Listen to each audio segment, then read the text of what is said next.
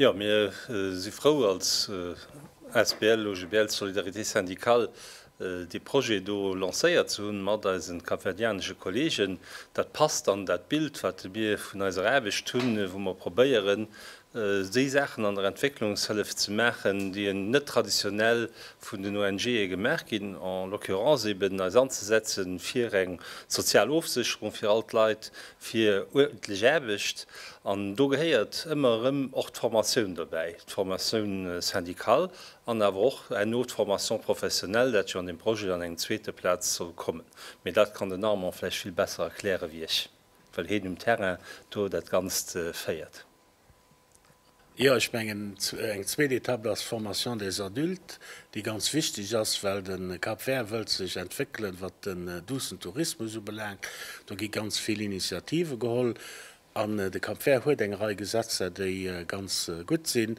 Und dann geht es darum, eben die Leute zu formieren. Sowohl was Gesetze angeht, mehr auch was Formation des Adultes, zum Beispiel Sprachen, auch besonders will man Frauen fördern, das ist die Egalität der Chance. Und das sind Bereiche, in denen wir Cap Vert mit den Kolleginnen und Kollegen zusammen an den nächsten Monaten und Jahren so schaffen werden.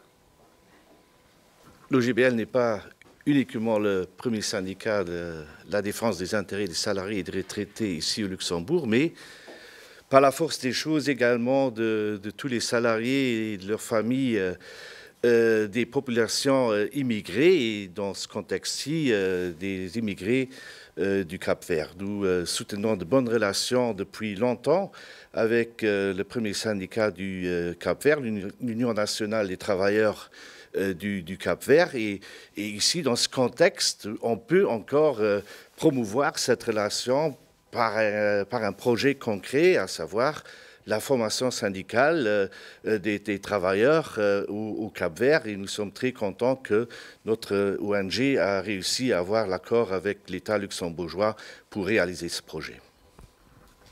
Este projeto vai ser uma grande mais-valia para todos os cabo-verdianos.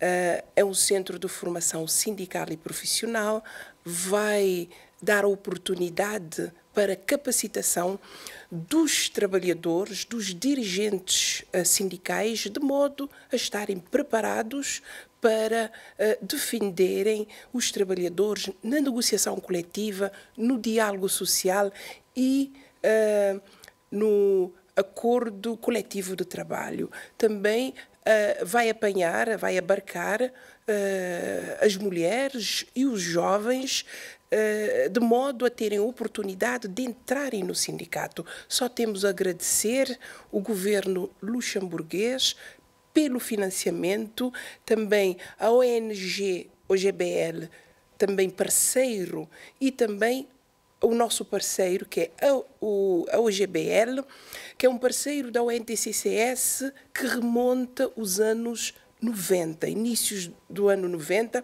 e só desejamos vida longa e que essa parceria, esse acordo, essa amizade de cooperação continue para a vida toda. Muito obrigada por estar aqui convosco.